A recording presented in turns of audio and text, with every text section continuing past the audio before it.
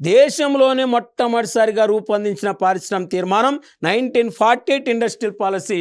ఈ పాలసీలో ప్రభుత్వ రంగము ఆర్ ప్రైవేట్ రంగానికి ప్రాధాన్యత ఇవ్వటం జరిగింది. ఇది మరి ప్రభుత్వ ప్రైవేట్ రంగాలకు ప్రాధాన్యత ఇచ్చిన పారిశ్రామిక తీర్మానమే 1948 ఇండస్ట్రియల్ పాలసీ అని చెప్తున్నాం. మరి ఇక్కడ ప్రభుత్వ ప్రైవేట్ రంగాల ప్రాధాన్యత ఇచ్చారు కాబట్టి 1948 పారిశ్రామిక తీర్మానంలోనే ఇక్కడ మిశ్రమ ఆర్థిక వ్యవస్థకు ప్రవేశపెట్టడం జరిగింది. మిశ్రమ ఆర్థిక వ్యవస్థకు పునాది వేసిన పారిశ్రామిక తీర్మానమే 1948 ఇండస్ట్రియల్ పాలసీ. అంటే మనకు అడుగుతాడు, ఎలా అడుగుతాడు? ఏ పారిశ్రామిక తీర్మానంలో మిశ్రమ ఆర్థిక వ్యవస్థను ప్రవేశపెట్టడం జరిగింది అంటాడు.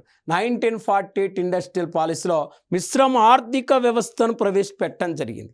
మరి ఇక్కడ మిశ్రమ ఆర్థిక వ్యవస్థను 1948లో ప్రవేశపెట్టారు కాబట్టి మిశ్రమ ఆర్థిక వ్యవస్థకు నాంది పలికిన పారిశ్రామిక తీర్మానం 1948 అని చెప్తాం.